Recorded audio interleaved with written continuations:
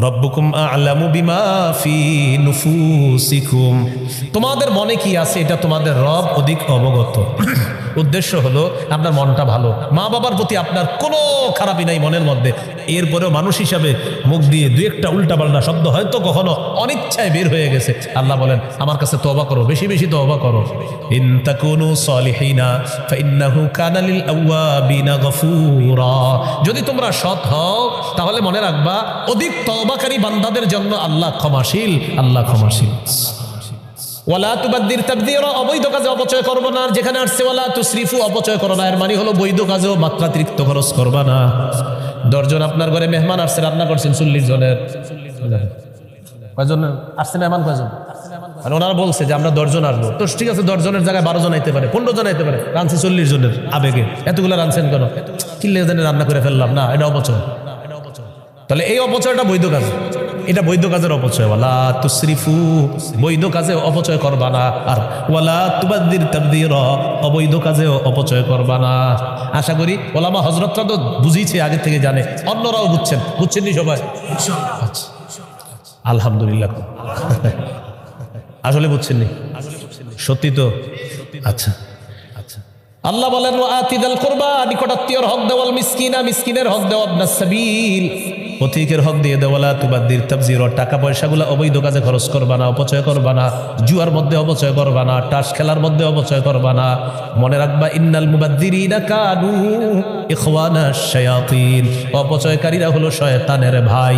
অপচয়কারীরা কার ভাই? শয়তানের ভাই। ওয়া কানাশ শাইতানু লিরাব্বিহি কাফুরা, শয়তান তার রবের প্রতি বড় অকৃতজ্ঞ। বলেন নাউযুবিল্লাহ। এবার গুরুত্বপূর্ণ একটা কথা শুনেন। আপনার নিকটাত্মীয় আপনার কাছে আসছে, মানে আপনি প্রতি বছর তাদেরকে কিছু দান সৎকা করেন, কিন্তু এবছর আপনার নিজেরই সামর্থ্য নাই, নিজেরই সামর্থ্য। যেমন করোনার সময় অনেক ধনী মানুষও আপনার সামর্থ্যহীন হয়ে গেছে, তো ওই বছর আপনার কাছে অনেকে চাইছে, তখন আপনি বললেন দেখো এই বছর আমার নিজেরই সমস্যা, আমি পারবো না, তবে ইনশাল্লাহ আল্লাহ যদি দেয় সামনে থেকে আবার দিব।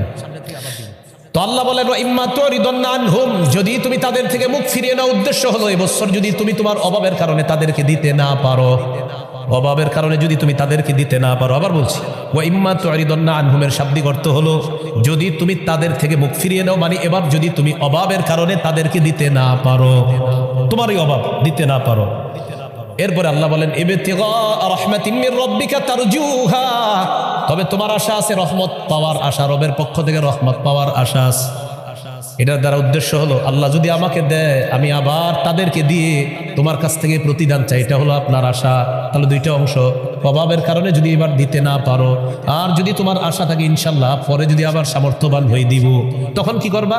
ফাকুল্লাহুম কাউলাম মাইসুরা, তখন নম্র কথার মাধ্যমে তাদেরকে বিদায় করে দাও, এবার পারতেছি না ইনশাল্লাহ দিব, এরকম ভদ্র কথা বলে তাদেরকে বিদায় করে দাও, সুন্দর কথার মাধ্যমে তাদেরকে বিদায় করে দাও। উগ্র আচরণ করা যাবে না, এই কম দেই নাকি, প্রত্যেকবার দিই না, এবার দিতে পারবো না, নাউজুবিল্লাহ, না এটা না, আপনি তো ইনশাল্লাহ আবার দিবেন, এই জন্য সুন্দরভাবে বলে দেন এবার তো আমি একটু সমস্যায় আছি, এবার পারতেছি না, ইনশাল্লাহ আবার দিব। এইভাবে সুন্দর কথায় ফাকুল্লাহুম কাউলাম মাইসুরা, সহজ কথায় তাদেরকে বিদায় করে দাও, নম্র কথায় ভদ্র কথায় তাদেরকে বিদায় করে দাও। এবার আপনার অনেক টাকা, আপনি এইভাবে আছেন, দিব না আমি, এটা নিষেধ। আবার আপনি সব দিয়ে দিবেন, এটাও নিষেধ। আবার বলছি অনেক টাকা আমি দিব না, কিচ্ছু নিষেধ। আবার সব দিয়ে দিবেন, এটাও নিষেধ। আল্লাহ তাআলা বলেন ওয়ালা তাজআল ইয়াদাকা মাগলুলাতান ইলা উনুকিকা, তুমি তোমার হাত গলার সাথে বেঁধে রাখবা না, তুমি তোমার হাতটা গলার সাথে বেঁধে রাখবা না। বলেন হাত কোথায় বেঁধে রাখবা না? তো মানে কি হাত গলার সাথে বেঁধে রাখবা না মানে কি? তাহলে বোঝা গেল কোরআন বুঝতে হলে উস্তাদ দরকার আছে না নাই? এখন কোরআনের মধ্যে অনুবাদ আছে, তুমি তোমার হাত গলার সাথে বেঁধে রাখবা না, আর জনগণের সামনে বললেন এই জনগণ তোমরা তোমাদের হাত গলার সাথে বেঁধে রাখবা না, বাস এমনি রইলেন, মানে কি? এই জন্য তো আলেম দরকার। কি দরকার? এই আলেমদের নেতৃত্বেই তো 31শে জানুয়ারি 1-2 ফেব্রুয়ারি আপনারা যাবেন, ঠিক না? মাশাআল্লাহ। ওয়ালা তাজআল ইয়াদাকা মাগলুলাতান ইলা উনুকিকা, তুমি তোমার হাত গলার সাথে বেঁধে রাখবা না, উদ্দেশ্য হলো কৃপণতা বশত তুমি তোমার হাতটা একবারে গুটায়া নিবা না। দেখছেন কি সুন্দর কথা, কৃপণতা বশত তুমি তোমার হাতটা একবারে গুটায়া নিবা না। এরপরে কি বলে দেখেন ওয়ালা তাবসুতহা কুল্লাল বাসতি, আবার একেবারে সব দিয়ে দিবা না। ছেলে মেয়েদেরকে না খাওয়া সব দিয়ে দিছে, আমার কিছু লাগবে না, সব দিয়ে দিলেন না, এটাও নিষেধ। তাহলে একবারে না দেওয়া নিষেধ, একবারে সব দিয়ে দেওয়া নিষেধ।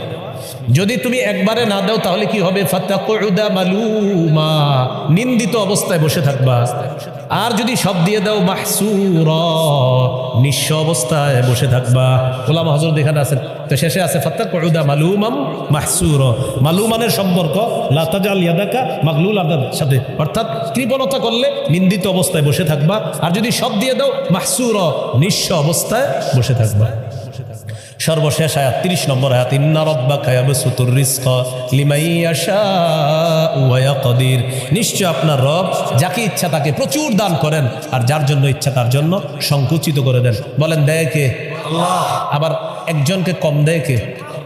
একজনের 1 লক্ষ টাকা বেতন, আপনার 10,000 বেতন, এই উভয়টা কার ফায়সালা? আল্লাহর ফায়সালাটা মেনে নিয়েন। তবে এটা নিশ্চিত থাকেন আপনার যে রিজিকটা বরাদ্দ আছে আল্লাহর পক্ষ থেকে, আপনি এটা না পায়া মরবেন না, এটা নিশ্চিত থাকবেন।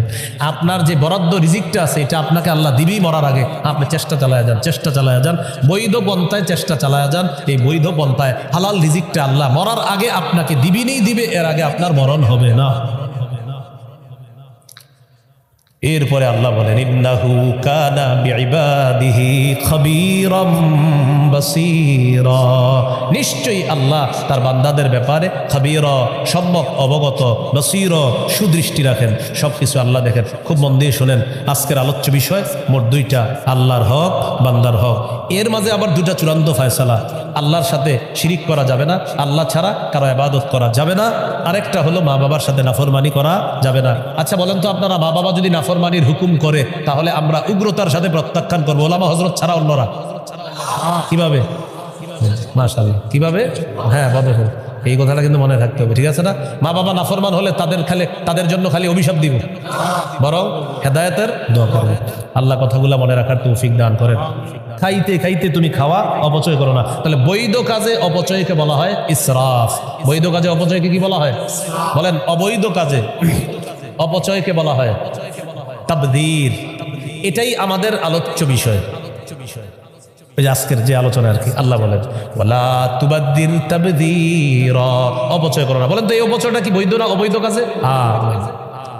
ওয়ালা তুবাদদির তাবদীরা, অবৈধ কাজে অপচয় করবো না। আর যেখানে আসছে ওয়ালা তুসরিফু, অপচয় করো না, এর মানে হলো বৈধ কাজেও মাত্রাতিরিক্ত খরচ করবা না।